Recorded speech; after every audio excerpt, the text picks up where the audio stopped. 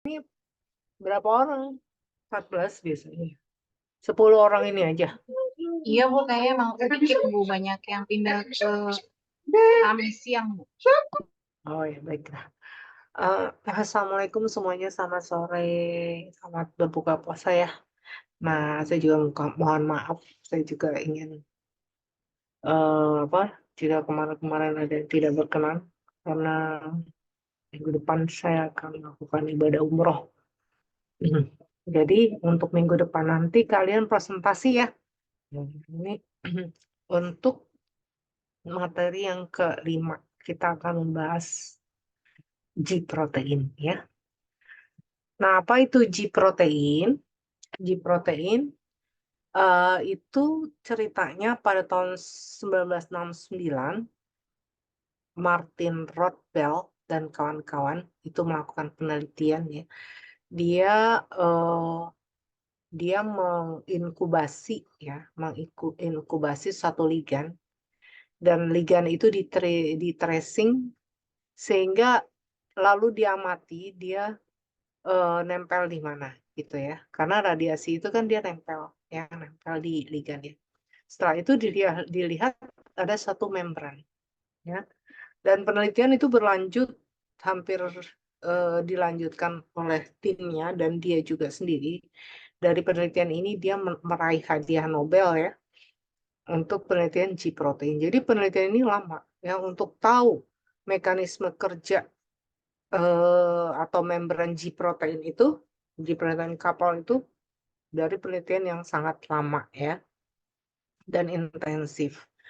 Jadi menyampaikan hasil penelitiannya bahwa satu seri hormon semuanya mengaktifkan adenilat siklase yang ternyata bereaksi dengan cara berikatan dengan suatu reseptor spesifik yang tergandeng. Jadi G protein ini menggandeng reseptor ya. Nah, G protein terletak intraseluler atau di dalam sel. Nanti kita lihat strukturnya itu seperti apa. Interaksi antara reseptor spesifik disebut dengan protein target diperantari oleh suatu protein ketiga yang dikarakterisasi sebagai heterotrimetri guanin nucleotide binding protein ya, GPCR ya, atau disebut protein G. G ini berasal dari kata guanin. Guanin adalah salah satu jenis asam amino ya, yang berbentuk guanin karena terbentuknya dari protein guanin. Disebut heterotrimetri karena terdiri dari 3 subunit protein G. Ada alfa, beta, dan gamma. Reseptor spesifik itu disebut dengan G protein couple receptor ya, atau GPCR. Kenapa? Karena dia selalu couple ya, berpasangan. GPCR disebut juga dengan metabotropik ya, atau reseptor membran sel. Jadi ini banyak namanya ini GPCR itu. Ada 7 transmembran namanya. Kemudian ada GPCR, ada reseptor apa lagi tuh? Banyak, pokoknya ada beberapa nama ya. Reseptor ini menjadi mediator dari respons seluler berbagai molekul. Jadi molekul akan menempel pada reseptor ya, bisa berupa hormon, neurotransmitter atau mediator lokal lainnya. Dan jenis G protein sendiri, membrannya itu ada berbagai macam ya, banyak macamnya ya. Nah, bagaimana strukturnya? Protein G, reseptor G protein adalah satu polipeptida tunggal yang melewati membran sel sebanyak 7 kali. Jadi di sini kita lihat struktur alpha helix. Pernah belajar ini enggak? Alpha helix, beta sheet gitu. Pernah enggak belajar? Nah, ini karena dia melingkar-lingkar nih alpha helix ya, dia terdiri dari kurang lebih 27 disusun oleh 27 rantai asam amino. Jadi dia ada dari mulai N terminal yang ini, ada loop yang di atas ini namanya loop, kemudian dia loop ini bersambung dengan membran, transmembran. Kenapa dibilang transmembran? Karena dia melewati membran, ya. Dia bersambung ini dari yang pertama, kemudian kedua, ke loop lagi disambungin ke yang ketiga, begitu ya, dan seterusnya. Jadi dia sebenarnya satu unit, tapi dia apa, membentuk struktur ya. Ketika dia berada di lintas membran, dia berbentuk alpha helix. Ya. Di sini ada loop-loopnya. Nah, ini merupakan N terminal. N terminal, N terminal artinya ujung ya. Nah, ini yang bawahnya ini C terminal. Nah, ini strukturnya ini, dia melewati membran. Dan dia bentuknya juga bisa melakukan konformasi. Ya. Jadi dia bisa berubah itu bentuknya. Nah, ini G protein couple receptor. Ini kalau seandainya ini di luar sel, ini di dalam sel. Nah, ini adalah protein G-nya. Protein G-nya. Nah, ini protein G-nya, saya bilang tadi terdiri dari 3 subunit. Alpha, beta, dan gamma. Nah, untuk beta dan gamma, strukturnya itu kompleks. Artinya sudah paten ya, karena dia terikat di transmembrannya nih. Ada ujung-ujungnya. Dia akan nempel terus di sini, nempel. Ya, dan beta dan gamma juga kuat ikatannya, afinitasnya. Tapi kalau yang alfa, subunit alfa ini mudah lepas. Ya, kalau dia menerima energi dari dalam bentuk GDP, dia akan lepas. Tapi kalau energinya berkurang, berubah menjadi GDP, dia akan nempel. Kalau GTP, dia akan lepas. Ya, karena energi GTP itu lebih tinggi daripada GDP. Ya, prosesnya seperti itu, strukturnya seperti itu. Nah, loopnya ini jenisnya banyak. Ya. Nah, yang membedakan antara satu dan lainnya itu namanya sebenarnya banyak sekali, ada ratusan ya. Nah, ini ada loopnya berbentuk seperti ini. Ada loopnya yang lebih panjang lagi. Ada loopnya yang bengkok ke sini, loop N terminalnya. Seperti itu bentuknya ya, protein G. Strukturnya seperti ini. Nah, yang ketika ada satu neurotransmitter nempel pada membran reseptor ini, reseptor G, ini akan memberikan sinyal ke G protein. Ya. Sinyalnya itu macam-macam, ya tergantung neurotransmitter apa yang nempel. Ya. Nempelnya juga si neurotransmitter itu bervariasi, ya tergantung. Dia karena si reseptor G couple ini bisa melakukan konformasi, artinya dia berubah bentuk menyesuaikan. Jadi dia bisa nempel misalnya di sini kalau bentuk protein kecil, atau bentuk kecil yang lebih kecil dia bisa menyusup ke tengah. Bisa seperti atau ke tengah lagi. Karena si struktur alpha helixnya ini mudah sekali dia berubah. Ya, dia fragile gitu. Jadi dia bisa melakukan banyak konformasi. Nah, reseptor G protein adalah satu polipeptida tunggal yang melewati membran sebanyak 7 kali. Kenapa dibilang 7 kali? Karena ada 7. Ya, dia lewat membran. 1 dia lewat sini, 2 ke sini, 3 ke sini lewat loopnya ya. Sini gitu. Kayak dia bilang 7 kali. Nah, selalu N-nya itu di C terminalnya itu selalu di dalam. N terminalnya itu selalu di luar sel. Ya, seperti itu strukturnya.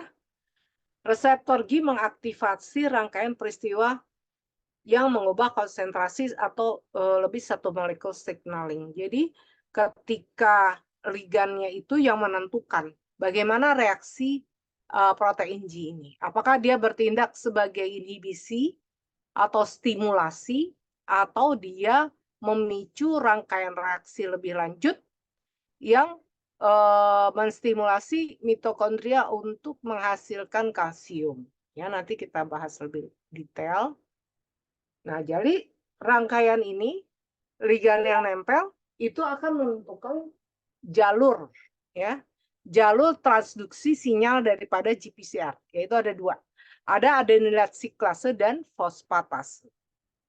Kapan suatu aktivasi GPCR melalui jalurnya tergantung dari mana macam protein yang terlibat. Ya. Berdasarkan aksinya, protein G ada 3 jenis, yaitu GS, ya, stimulatory G protein, yang bekerja mengaktifkan enzim adenyl cyclase. Ya. Kemudian ada GI, inhibitory G protein, yang bekerja menghambat enzim adenyl cyclase. Jadi GS dan GI sama-sama bekerja memicu bekerja pada adenylat cyclase. Cuma ada yang menghambat, ada yang memicu. Ya, kontradiksi satu sama lain.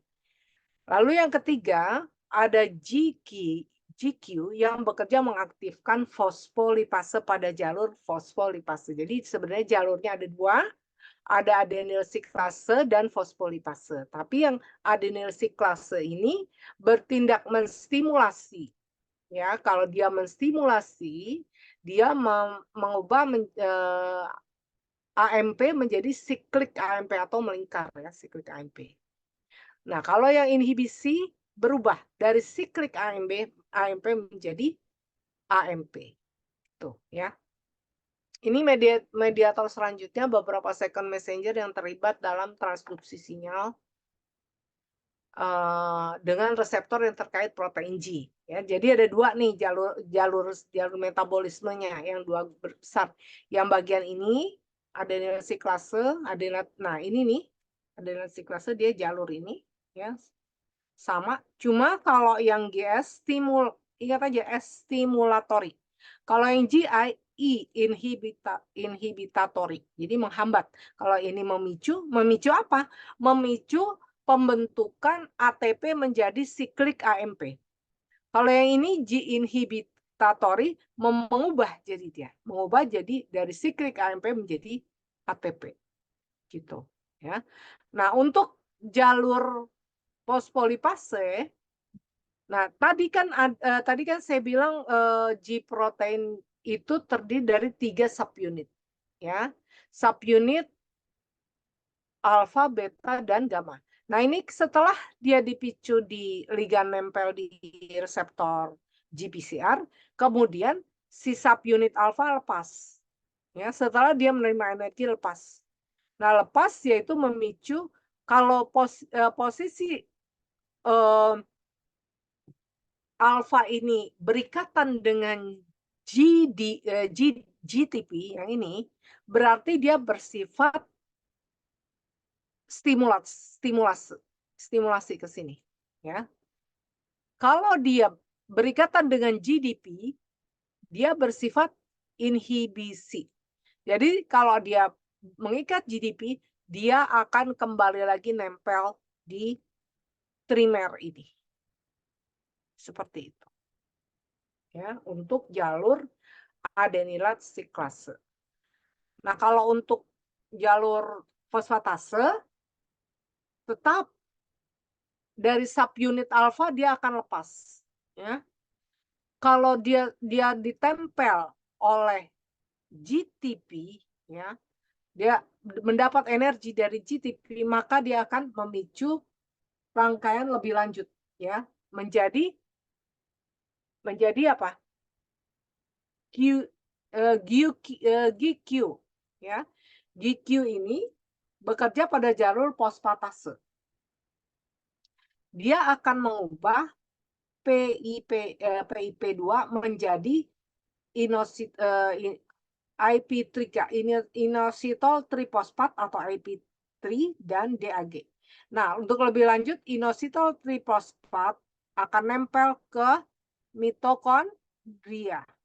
Ya, akan nempel mitokondria. Ini kan mitokondria ceritanya nih kayak gini ya, ribet ya mitokondria itu. Nempel dan memicu pelepasan kalsium. Ini untuk jalur fosfatase. Seperti itu. Ya, ini sebenarnya banyak sekali sih untuk DAG untuk ini sih ya. Tapi untuk pemahaman awal mungkin sampai segitu dulu ya. Nanti kita akan perdalam lagi mungkin dari tugas-tugas juga supaya kalian belajar lebih banyak ya. Nah, Reseptor yang tergandeng dengan protein G apa aja? Ada reseptor dopamin, reseptor asetilkolin muskarinik, reseptor adrenergik, dan reseptor angiotensin. Nah, masing-masing ini nanti fungsi-fungsi reseptor ini akan dibahas lebih detail setelah UTS, ya. Tapi yang bisa menggandeng dengan protein G yaitu ini. Sebenarnya sebanyak. Nah, reseptor dopamin sendiri ada serinya juga, ada banyak, ya. Serinya dari D1, D2 sampai D5. Ya. Kemudian reseptor muskarinik juga ada beberapa seri, ada M1, M2 dan lain-lain, ya. Kemudian ada reseptor adrenergik sama. Ini angiotensin beta, ya. Beta 1, beta 2 gitu. Banyak jenisnya, bukan jadi dari subkelas ini juga mempunyai varian-varian yang lain, ya. Bekerjanya di mana nanti akan kita bahas setelah UTS, ya.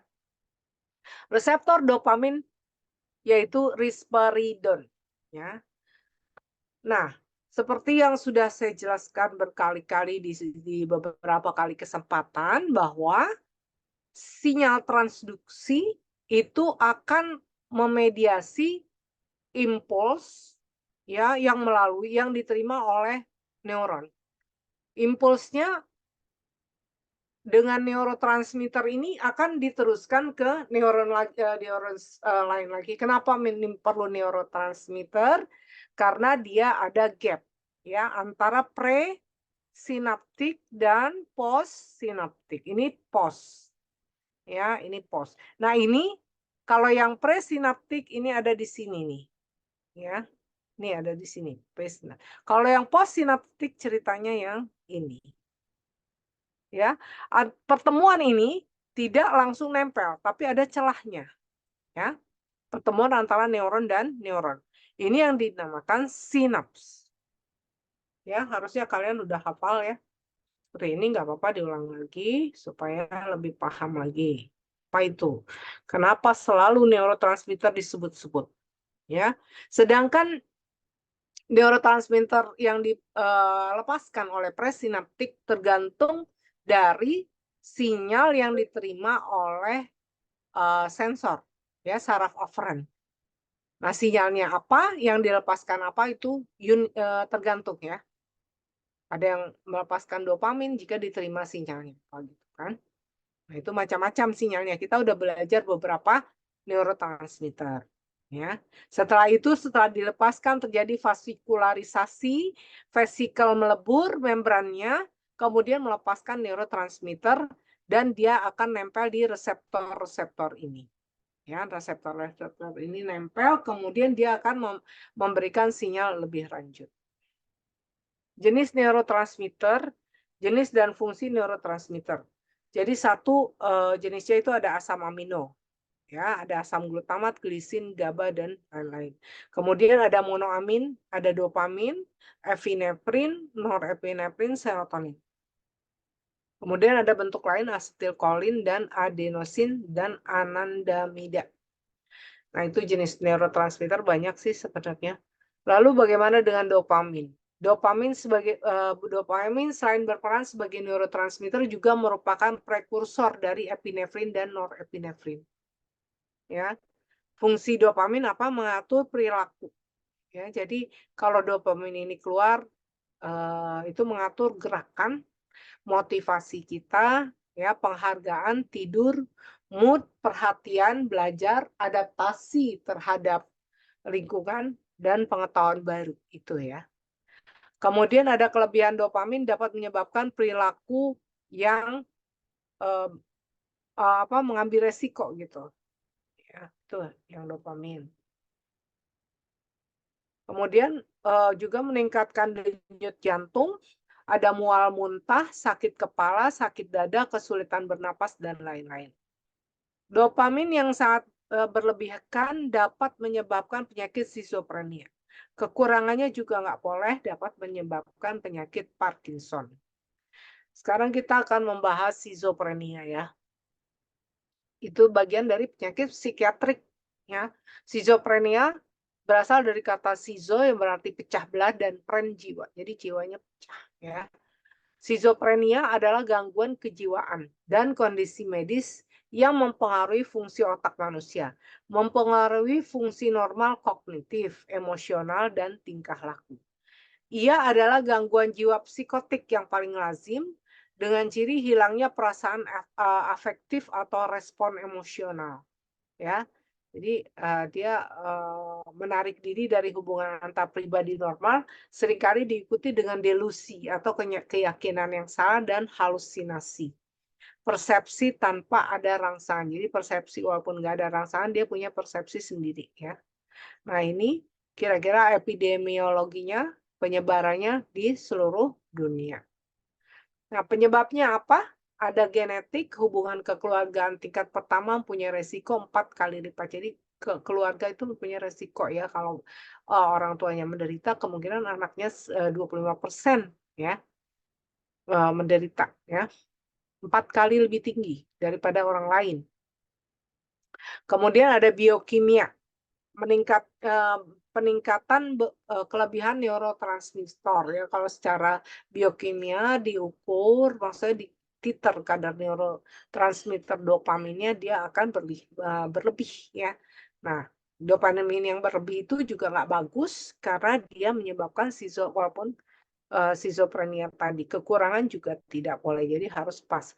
Oleh sebab itu ada mekanisme di celah sinaps itu ada mekanisme reuptake. Ya, reuptake atau pengambilan kembali dopamin ke celah presinaptik atau degradasi ya, degradasi neurotransmitter untuk menjaga balancing atau kesetimbangan neurotransmitter yang berada di celah sinaps ya, karena kelebihan dan kekurangannya juga menyebabkan berbagai gangguan. Nah, penyebab lain gangguan perkembangan, yaitu karena kerusakan otak. Jadi otaknya tidak berkembang dengan baik, mungkin ada infeksi virus, atau hipoksia atau kekurangan oksigen, malnutrisi, ya selama perkembangan fetal dapat menyebabkan lobus frontalisnya tidak berkembang.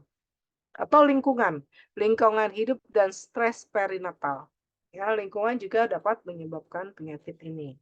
Lalu ada narkoba, penggunaan kanabis, kokain, dan amfetamin. Gejalanya apa? Ketidakmampuan seseorang mengekspresikan emosi. Ya, wajah dingin, jarang tersenyum, acuh tak acuh. Jadi banyak senyum ya. Tapi jangan senyum sendiri ya. Lalu penyimpangan komunikasi. Pasien sulit melakukan pembicaraan terarah. Kadang menyimpang, tangential atau berputar-putar, sirkumstantial. Gangguan atensi. Penderita tidak mampu memfokuskan, mempertahankan, atau memindahkan atensinya. Ya. Gangguan perilaku, menjadi pemalu, tertutup, menarik diri secara sosial, tidak bisa menikmati rasa senang. Ya. Menantang tanpa alasan, mengganggu, dan tidak disiplin. Ya. Gejalanya apa? Gejalanya schizophrenia pada umumnya dibagi menjadi 2 ya, gejala positif, termasuk halusinasi, gangguan pemikiran kognitif. Gejala ini disebut positif karena merupakan manifestasi jelas yang dapat diamati oleh orang lain. Kemudian ada gejala negatif. Gejala-gejala yang dimaksud disebut negatif karena merupakan kehilangan ciri khas atau fungsi normal.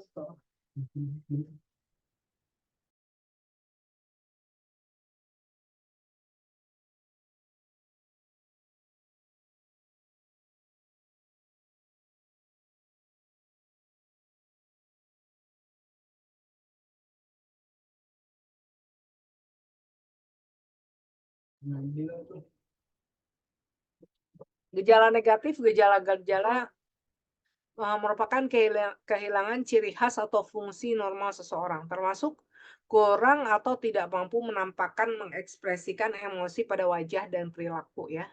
Kurangnya dorongan untuk beraktivitas, tidak dapat menikmati kegiatan-kegiatan yang disenangi, dan kurangnya kemampuan bicara. Diagnosisnya terdiri 3 kriteria diagnosis yang harus dipenuhi. 2 atau lebih gejala berikut masing-masing terlihat selama jangka waktu 1 bulan. Ya.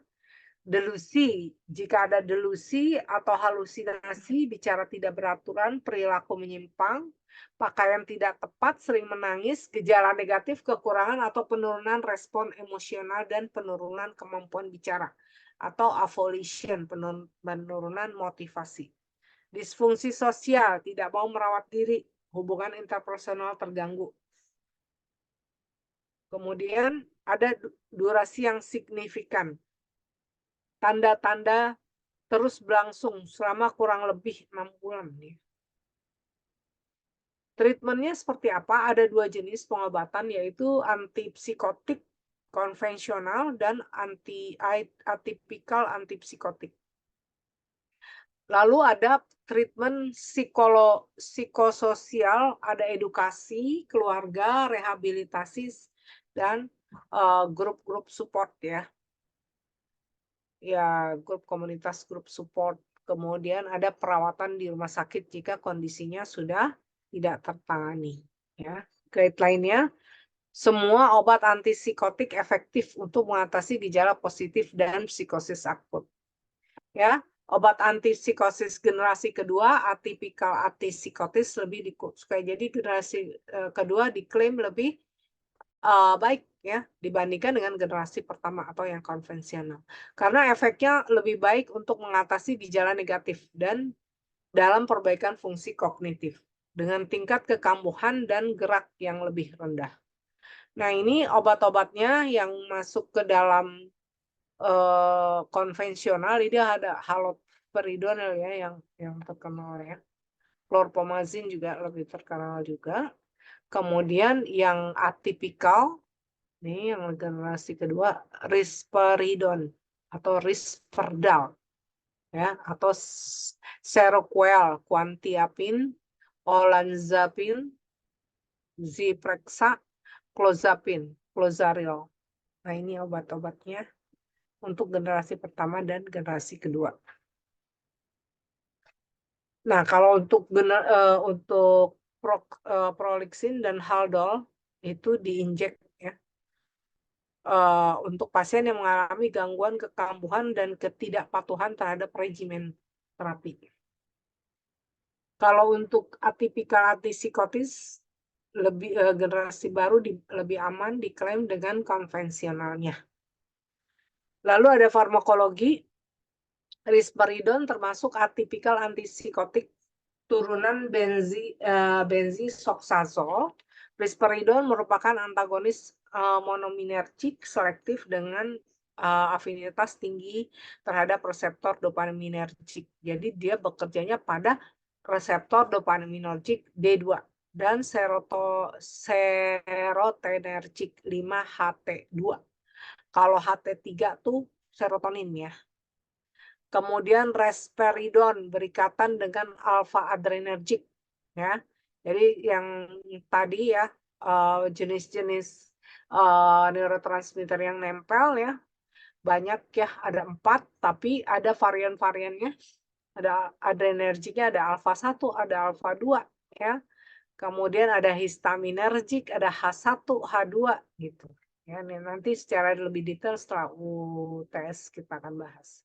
Nah, untuk mekanisme obat yang sebagai antagonis ya, contohnya yang tadi obat untuk gangguan psikotik ya, risperidon gitu kan.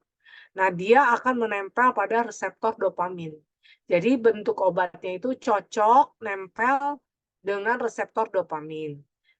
Nah, karena kan gangguan psikotis itu kelebihan dopamin ya. Kelebihan dopamin dia, oleh sebab itu dicegah supaya si dopaminnya itu tidak menimbulkan efek lebih lanjut, tidak menimbulkan pathway lebih lanjut. Oleh sebab itu si reseptor ini harus diduduki ya dengan analog atau obat yang bentuknya itu bisa nempel masuk ke dalam reseptor.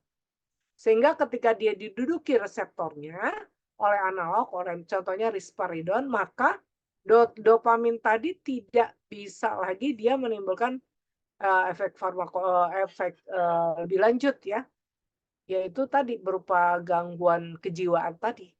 Ya, karena kan schizophrenia itu kadang kelebihan dopamin. Ya, oleh sebab itu reseptor dopaminnya itu harus diblok. Agar apa? Agar dopaminnya itu tidak nempel di reseptor dan tidak menimbulkan meneruskan sinyal ya, tidak meneruskan transduksi sinyal pada postsinaptik. Seperti itu. Ya, paham ya? Jadi kerjanya ini obat seperti ini dinamakan antagonis. Ya, karena dia menduduki reseptor tapi dia tidak menimbulkan efek. Ya. Yang menimbulkan efek siapa? Ya reseptornya dopamin. Ya. Tapi si risperidon contohnya obat antipsikotik ini dia hanya nempel di permukaan tapi tidak bisa membuka kanal kalsium. Oleh sebab itu saraf postsinaptik itu muatannya tidak positif ya. Seperti dibahas minggu kemarin jika muatan saraf itu positif dia aktif. Ketika muatan positif dari beberapa macam ion yang tidak bisa diteruskan atau kanalnya tidak terbuka, maka saraf itu menjadi inaktif ya atau penghambat ya. Jadi dia sinyalnya itu sinyal transduksi yang diteruskan dari saraf ya dari panca indera dia tidak bisa nyambung ke neuron lain ya karena reseptornya diblok ya. Jadi si neurotransmitternya tidak bisa nempel, tapi ditempel oleh obat. Jadi tidak terjadi apa? Gangguan. Ya, gangguan kejiwaannya tidak terjadi. Seperti itu. Nah, untuk indikasi risperidon, terapi pada skizofrenia akut dan kronik, serta pada kondisi psikosis yang lain dengan gejala-gejala tambahan seperti halusinasi, delusi, gangguan pola pikir, kecurigaan dan rasa permusuhan ya atau dengan gejala-gejala negatif yang terlihat nyata seperti apa? Blunt effect, menarik diri dari lingkungan sosial dan emosional, sulit berbicara ya. Mengurangi gejala afektif seperti depresi ya. Jadi si risperidon ini mengurangi rasa perasaan bersalah dan cemas yang berhubungan dengan skizofrenia. Itu. Kontraindikasi hipersensitif. Jadi orang yang hipersensitif terhadap risperidon. Nah, ini dosisnya pada hari pertama 2 mili per hari, 1 sampai 2 kali per hari ya. Kemudian hari kedua ditingkatkan dosisnya 4 mili sama durasinya. Kemudian dosis ketiga sampai 6 mili. Tapi dosis lebih dari 10 gram tidak lebih efektif ya. Ketika dosisnya dinaikkan jadi perbaikannya itu tidak signifikan ya, tidak lebih efektif. Jadi dosisnya dia memang rendah ya, 6 mili, di bawah 10 mg. Bahkan mungkin dapat menyebabkan efek samping yaitu ekstra piramidal. Dosis lebih dari 10 mili per hari dapat digunakan untuk pasien di mana manfaatnya diperoleh lebih besar daripada risiko. Jadi kalau gangguan berat memang mungkin efek yang diharapkan lebih besar, tapi resikonya juga lebih besar. Resiko apa? Efek samping. Ya. Jadi tidak boleh lebih dari 10 mg. Menggunakan pada geriatrik atau pasien dengan lanjut usia, penderita gangguan fungsi ginjal dan hati, dosis awal hanya 0,5 mg 2 kali sehari. Dosis dapat disesuaikan secara individual dengan penambahan 0,5. Jadi penambahan secara gradual. Ya.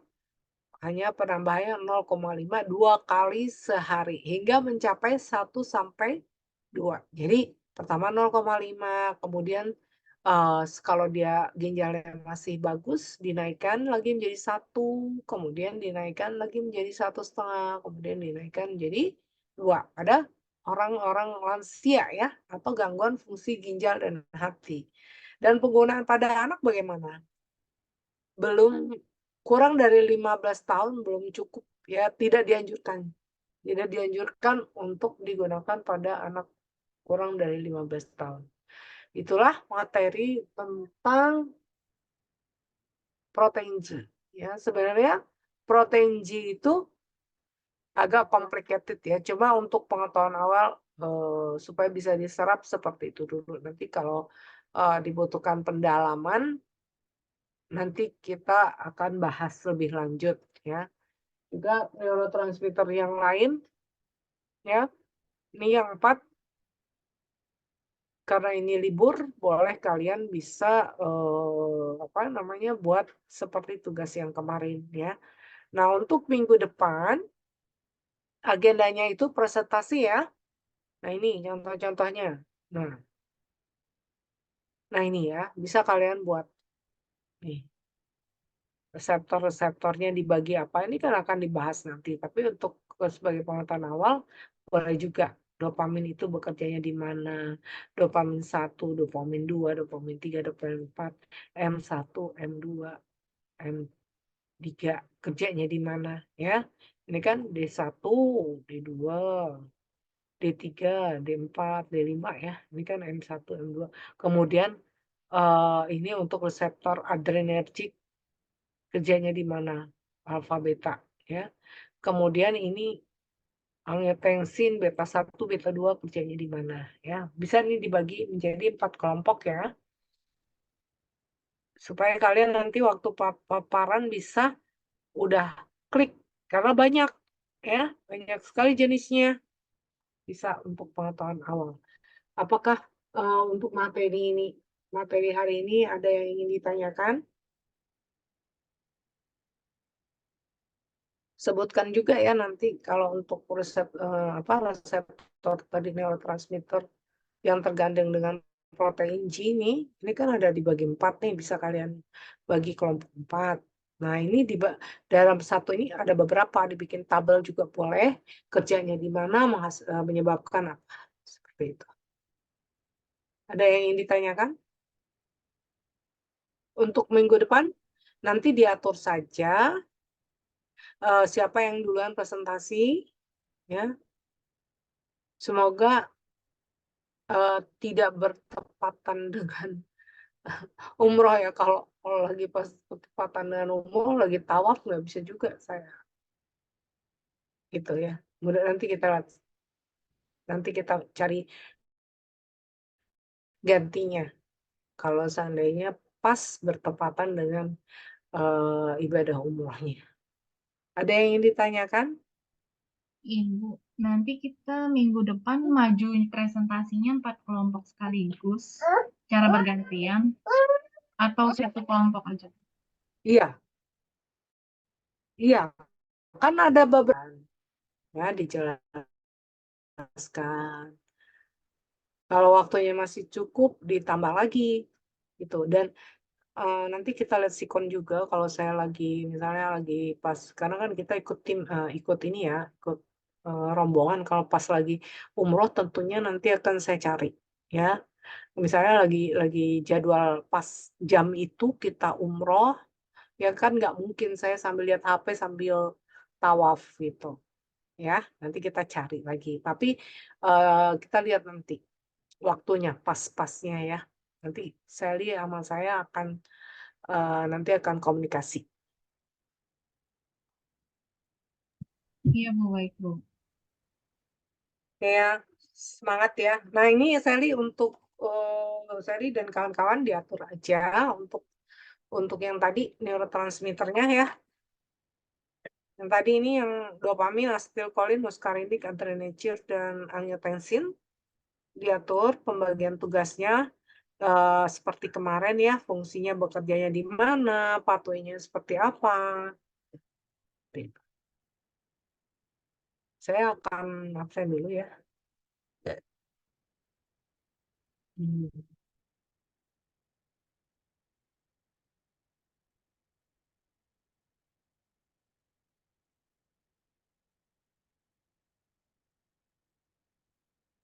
Ini tolong Sally dibacakan, dipanggil teman-temannya.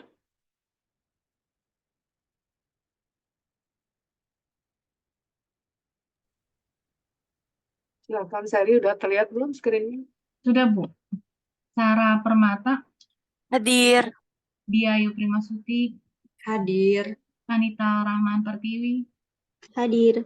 Muhammad Romli, Muhammad Romli, Hadir, Bu. Ada? Iya. ada, Bu. Yulita, Hadir. Travelina Endi Hadir Pratiwi, Ibu, hadir. Hadir.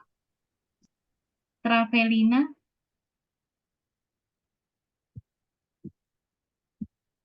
di partisipan Travelina. ada sih Bu. Ada ya? Iya. Oh iya, tuh ada. Oke. Lulu Ilmahnun, Hadir. Siti Nurmaya, Hadir. Ayodia Alzahra, Hadir. Fahmi Rizky Fadila, Hadir. Florita, Hadir. Ananda Sela Rahayu, Ananda Sela,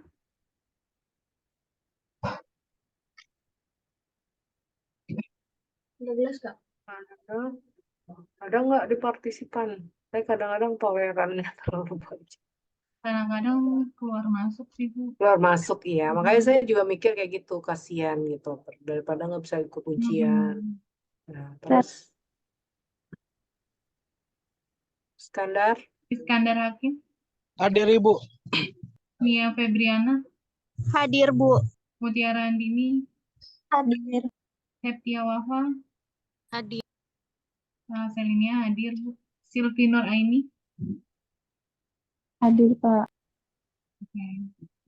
saya ada semua ya. Ada yang belum dipanggil nggak ada ya. Orang jumlahnya juga pas nih 9. Kurang 1 malah nih. Siapa tuh yang keluar masuk? Oke ya. Kalau nggak ada pertanyaan saya izin ya. Saya mohon maaf kalau ada kekurangan.